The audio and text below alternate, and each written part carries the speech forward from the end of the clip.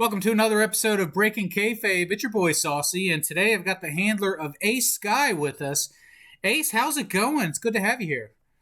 It's going really, really well, and I'm really happy that you asked me to be on because, I do a podcast, so it's interesting just to do one, for this because I kind of, not in like a bad way, I just kind of hide this. Like I've only recently really told people who I am, in role playing, in efeding outside of who I am, because I'm a comedian. So it's but it's like a weird thing. It really is. Oh, because yeah. you never know what other people are like outside of what they do. I mean, how do you explain to somebody what efeding is and why you do it? I sort of just say it's like a role playing game that I do online, and the thing that I like about it is just being able to fully get into a character and just get better at it. Because to me, for the longest time, I was terrible, and it's something that I now take a little bit more seriously than I did when I was younger, and I think that's helped my reputation a bit, getting that better, and because I really just didn't take it as seriously as I should have when I was starting out 14. Sure.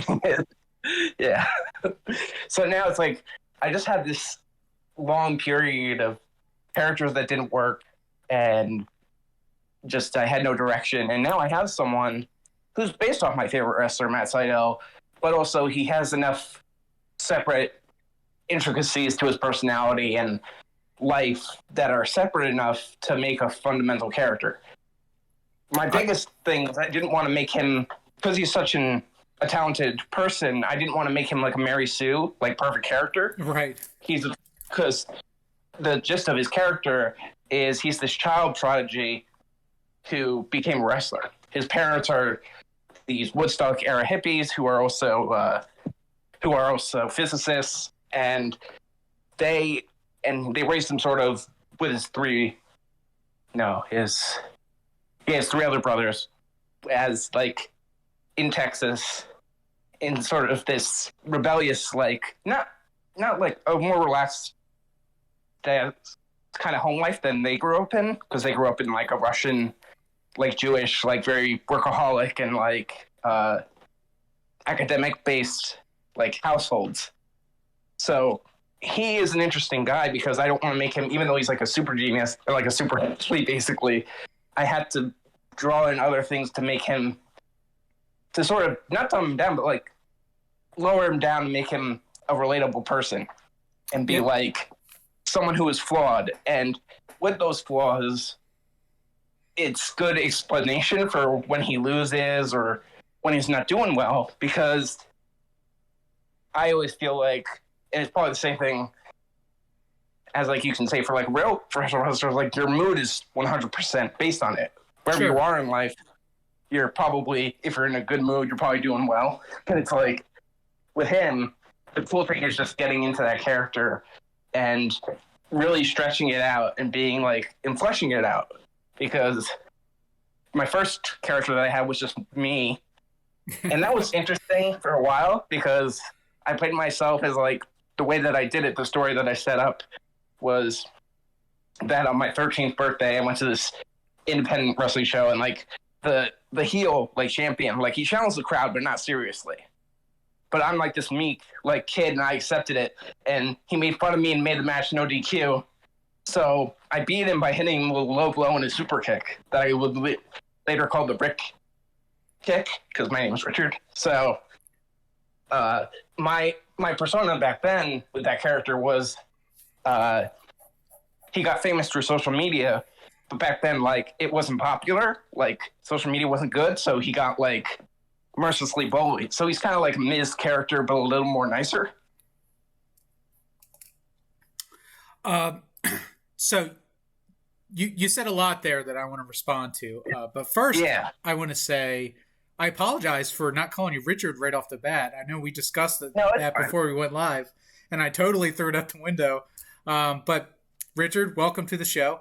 I know the character Ace Guy. I was going to ask you to give us the pitch of the character, and I think you kind of did that unprompted. Yeah. I totally love the concept of having a flaw for your character. You know, yeah, it's like you know, Superman, you know, would be perfect if it just wasn't for that whole kryptonite thing, you know? Right. Like there has to be, you have to have an out. So when you do lose, you can say, you know, I would have won if it wasn't for that kryptonite. Right. And the really cool thing is, and it's the same thing as, you know, one of the coolest things about, like, as I've gotten to know, like, the character that he's based off of, like, the person he's based off of mostly is Matt Sydal, who's my favorite wrestler. Like, there's a lot of parallels. And it's just, like, to me, what I sort of do for the character is he's kind of this dynamic person. He's very intricate because he's both this very disciplined person, but also he's kind of like this modern, like, hippie type. So he's very free spirit. He likes to do things his own way. So he has a couple, like, he balances between being, like, really hardworking and, like, hedonistic. So, like, it's a thing of, like, you know, he kind of, he doesn't try to be insincere, but he's accidentally insincere with his like, things that he sort of pronounces himself to be. So he tries to think like he's this shamanistic martial arts warrior, but he's just this guy that still likes to get high and, you know, and talk about the universe. Now, does he ever come off as, I mean, does it come off as arrogant, or is it more that he's just kind of out of touch, or he's not self-aware? I think with him, he can be arrogant. His biggest thing is actually not being mean enough, because that's sort of what you need to be a champion and be, you know, if you look at any world champion, they're kind of a dick. When he ever gets into that space, like, when he's a champion, he's usually an asshole at the point, even if he's a face, and he hates looking at that guy in the mirror. Like, it's fun to be champion, it's cool, like, to have that sort of accomplishment, but as you have to make your sort of, like, your way is, you know, to build yourself up, and you have to be cocky a little bit. And to him, he doesn't like that. And it's sort of like a thing he has to deal with. It's like, if you really want to win and you really want to be good, you have to be an asshole about it. Ain't that the truth? And it's like, you know, you look at any character, like a CM Punk, like anything, like, if you can be a fan favorite, but you can also be very cocky. And he doesn't like to be that, even though it would probably suit him better to be that way. So it's kind of like he sort of deals with, like, that over humility, which I think is an underrated thing that we see in a lot of wrestlers. I remember listening to Stone Cold Steve Austin's podcast with Bayley and Sasha Banks years ago. And they were just talking about it, like, how hard it is, especially Bayley, like, to be this humble person, but you have to come off as super confident. And, like, you have to balance that between, like, the not walking on any toes and being respectful, and then being like, I'm the best. And it's like, that's sort of how I feel with him. It's like, he wants to be the best, and he feels he is good. Like, he feels he's one of the elite, but he's kind of way too nice to really push himself into that territory of main eventer. You know, this is a conversation that I've had before with some other folks that play face characters. That if you get a group of heel characters together and you tell them to be a gang and go beat people up and do bad things, there's no problem there, right? Because they don't really answer to anybody. There's no real rules. They just cause havoc. But if you get a group of face characters together and you tell them go out there and do the right thing, it's almost impossible to do, because they argue over what the right thing is to do. Oh, yeah, for sure. So I mean, when you have a character that's trying to go out there and be altruistic and trying to be, you know, set a good example for everybody else, it ends up rubbing people the wrong way. And they go, he thinks he's better than me. I don't like him. He's kind of an asshole. Like, that has to be a challenging character for you to write. Yeah. I think the really cool thing that I like is just, like, there's a lot of misconceptions with him, like, in his life that he always has dealt with. You know, people see him as this based off his name and based off what he's popular for in the ring, like, from a mainstream standpoint. he's viewed as sort of this crazy high flyer. But he's very much always been a very technical-based, more cruiserweight, like kind of Dean Malenko, like Ultimo Dragon style guy instead of like a Jeff Hardy. Like he's more of like a dynamic person, and that suits his outside personality, where he's very disciplined, he's very like regimented, but also he's like free spirit hippie, and I think that confuses people, and sometimes it works to his advantage because even in his like wily like veteran stage, he can now use that sort of against people, where they'll view him, they'll go into a match thinking, oh, I'm going to face this crazy high flyer. It's like, no, he's going to get you in a hold, or he's going to roundhouse kick your head off, and it's like, you know, and that's a fun thing that I like to work with. So I hear a lot of characters say that there's a duality to them, right? They operate in extremes. They have a good side and a bad side, and it's a lot of fun to write that way because you can kind of switch back and forth. But it sounds like with Ace that he's more consistent, that he's even keeled, methodical, that he's controlled, even though he embraces the psychedelic side. It's still done within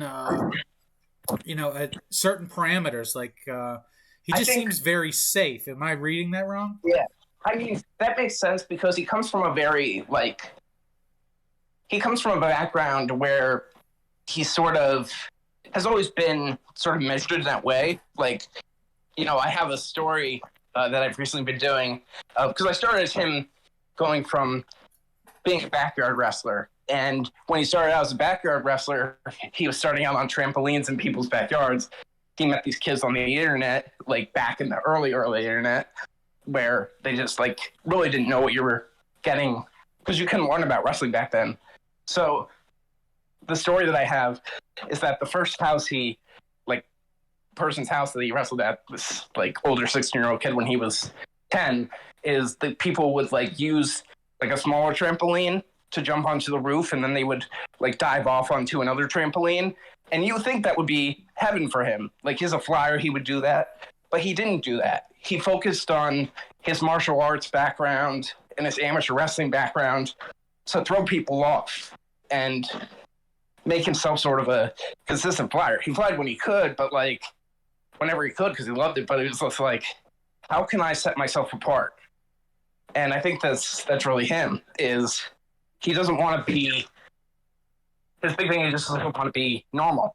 Like he sort of moves to the beat of his own drum and has his own way. Do you think that you're a lot like that character, or are you very different from that character? I'm sort of different from it. That's just not that like disciplined or athletic or anything. I just like that intricacy of just writing that and trying to portray it in a way that's believable and makes sense and is all like, because you can only do half of it. That's what I think it is with efeding this so hard, is you're sort of putting a lot of trust in other people to, whether it's your match is being written or like anything, of just for them to sort of get your character as fully as you get it. Because we have the code, like we know the intricacies of our character. You have to portray that correctly to be booked correctly. Like not just win loss, but like, because that doesn't really matter to me. But just like, okay, how's he portrayed? Is he portrayed accurately, personality wise and whatnot? So what's the reception been from the community? Specifically the people that you've worked with, how do they interact with Ace?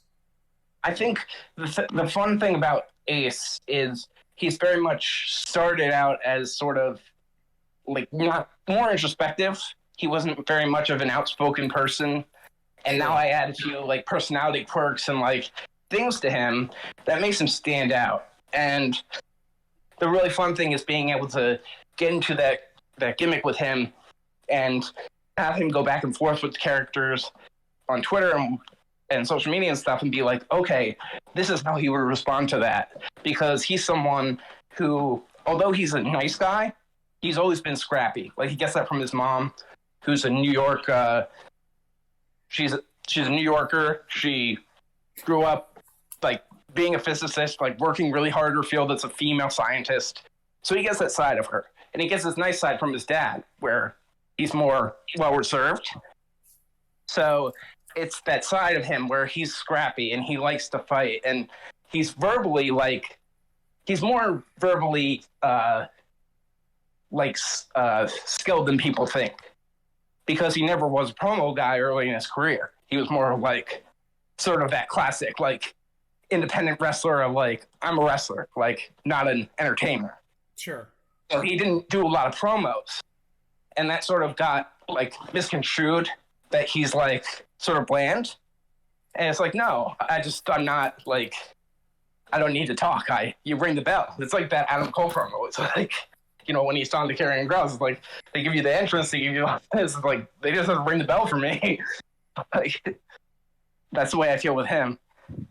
Yeah, that's one of the things that I work in sales outside of the YouTube money that I make or don't make. I work in sales, and one of the things that our company tells us is that you have to have 3 uniques to bring to the table when you're competing for a sale, right? Mm-hmm. Like, what are the things that set you apart from everybody else? And it's got to be really difficult because Ace just seems like a good dude. Right? He seems like somebody who would be a good friend, like somebody that you want in your life. But the problem is that doesn't always sell, right? It's not yourself turned up to 11. It's, you know, it's a very responsible volume, you know. Like he lives life at a 7 or an 8, and you know, he doesn't have any problems.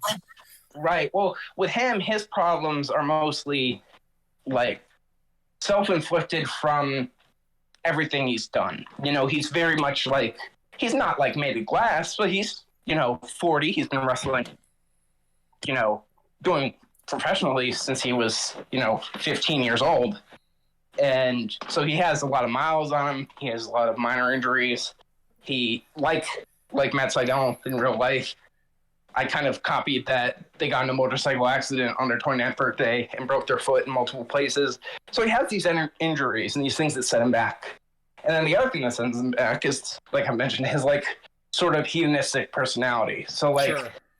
I had this thing happen where, did you ever hear of, I think it's called like the Velvet Rabbit or something? It's like sort of a fictional efed like strip club. Oh, sure. That's part of it. Yeah. No, we know the Velvet Rabbit.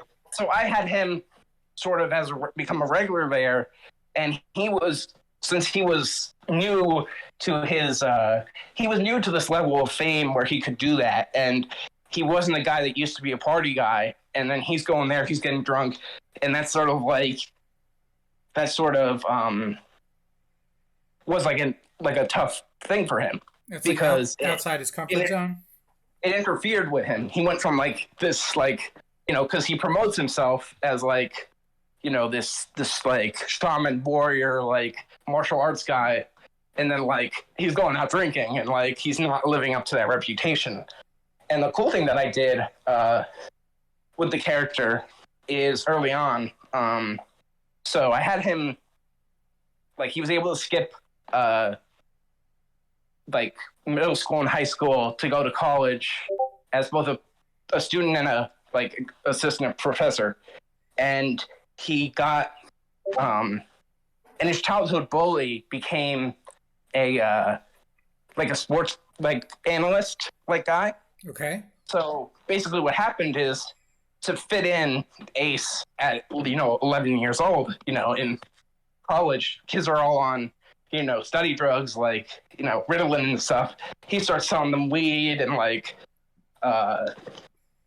magic mushrooms, and then he gets exposed by the bully, who makes his first story as that. So he's sort of like this right-wing like commentator like guy, and he sort of has always followed Ace's career, sort of criticizing him in a way. And Ace sort of has gone from, okay, as that guy's platform gets bigger, from being able to sort of ignore him to now being like, okay, now he's interfering. and Ace has to sort of like deal with the consequences of that he's going to be seen as a hypocrite by people and seen as, oh, he's not this, sort of warrior type that he claims to be. He's more of a delinquent in a way, if that makes sense. Sure. So if I understand him correctly, Ace is just a good all-arounder, all-around guy. And I've seen him make appearances in a few different feds in the last 2 years. So where is he working now, and how's that going? He's working in. I probably should have it. I probably should have them all pulled up now. I'm in a room. I should be on my computer. I'm looking at them, but I'm in a lot, and probably too many because it's sort of addicting to me to be in a lot of feds at a time, and it's sort of been my thing, I guess, that I've always done. It's been a bad habit. But the way that I sort of explain it is that since 2020, he's been one of the top highest paid and like highest like recommended like sought after free agents. So that's the way that I sort of explain it. Is he's also very nomadic. He doesn't like to stay in one place a whole lot. He lives in a couple different states like at the same time, like just in like small apartments with friends and stuff, and just like he's very much on the go a lot.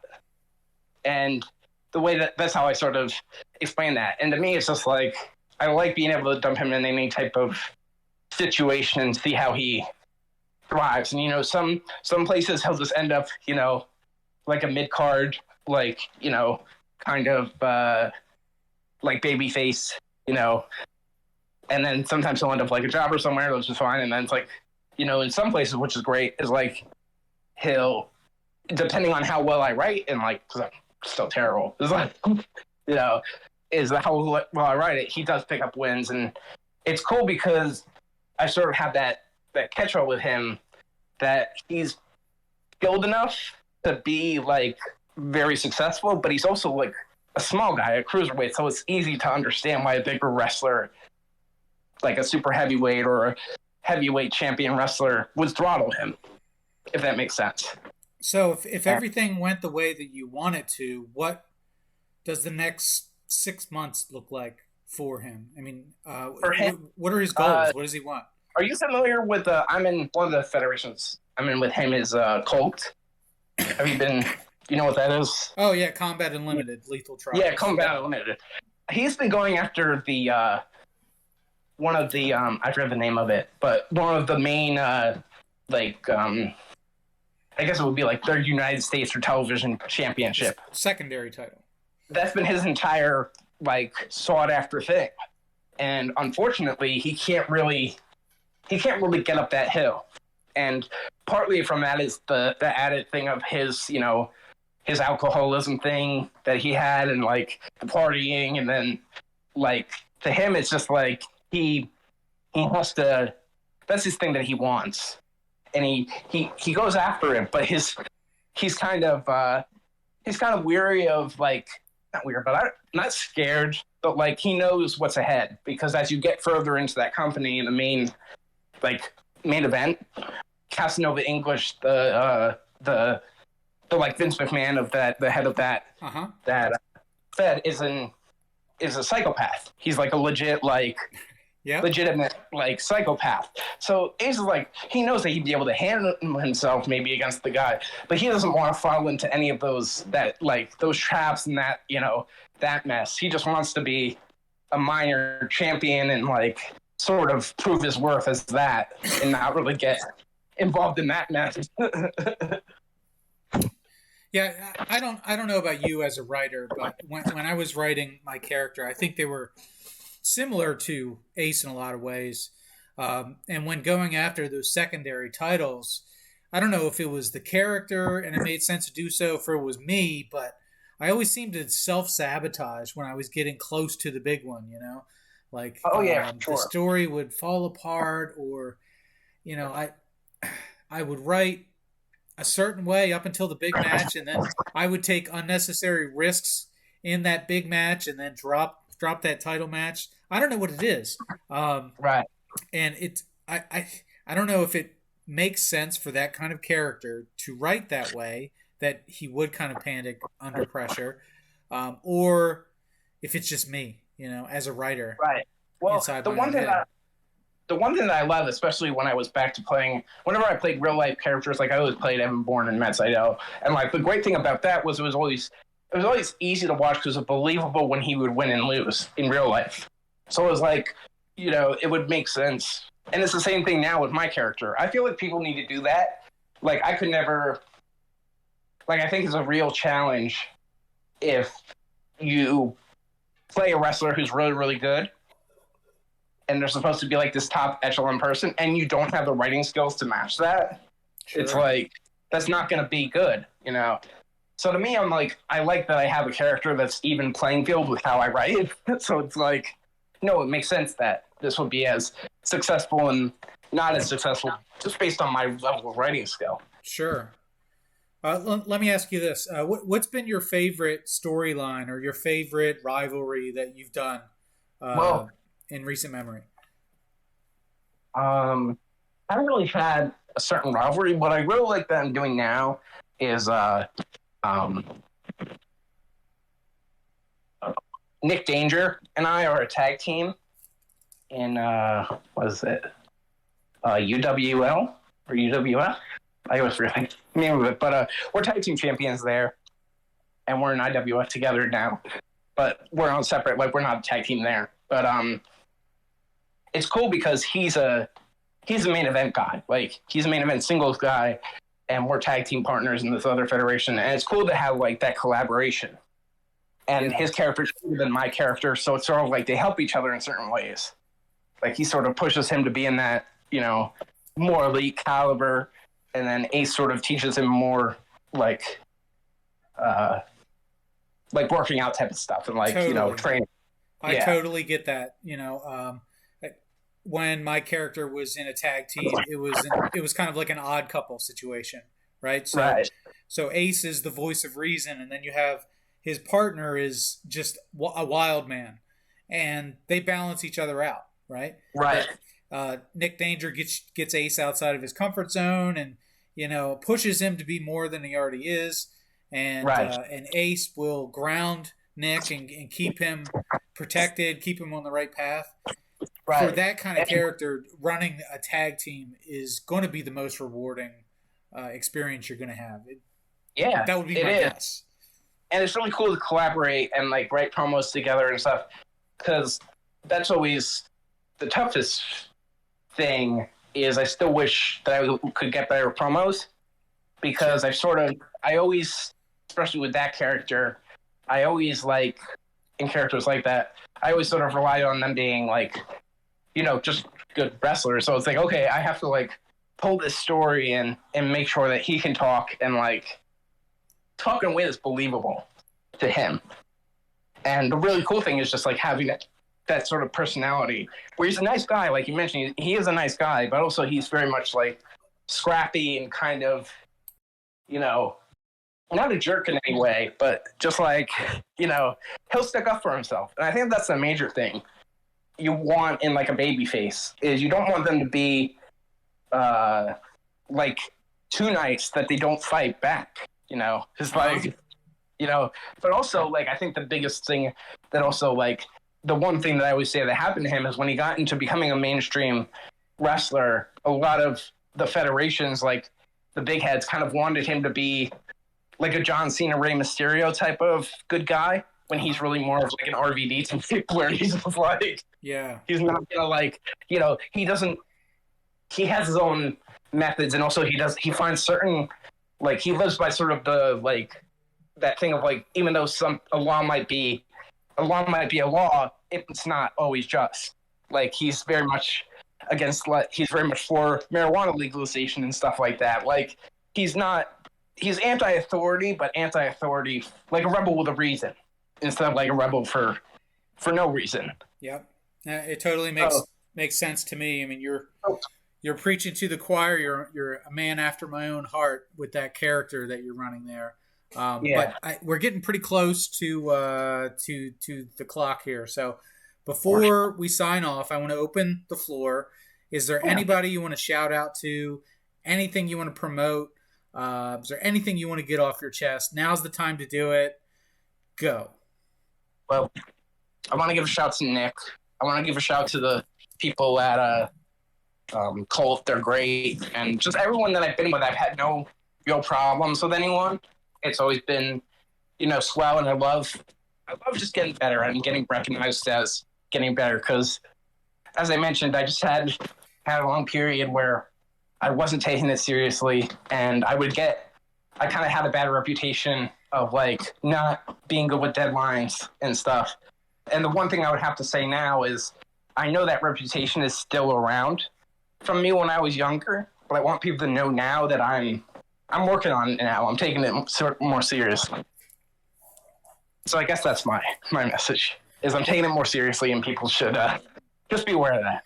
Well, hey, Richard, here you are on Breaking Kayfabe, and I think that says a lot about your character, your willingness to show up and to put yourself out there. So if there are any Fed heads who are looking for a guy, or if Cult or IWF are looking to push a face character, give Ace a shot. Why not? Yeah. I think that's going to call it for today. Richard, I appreciate you coming by on the show and kind of bearing your soul for us. Yeah, thank you. It was cool to be to get to know Ace, because I've seen him. I've seen him in many Feds, right? Yeah. And now, that nomadic character that rolling tumbleweed, that it kind of fits with what I've seen. So, I'm looking forward to seeing the evolution of that character. I wish you the best of luck. And for everybody that's listening to the show, thank you for hanging around to the end here. Go ahead and give us a subscribe. We're trying to get to 400 subscribers by the end of the summer here. So anything you can do helps. If you'd like to appear on the show, hit me up with a message, and we'll bring you on for an episode of Breaking Kayfabe. And if not, I still appreciate the support either way. I hope that you're having a great day. And as we always say on the show, just continue being excellent to each other. Everybody love everybody, and we'll see you all again down the road.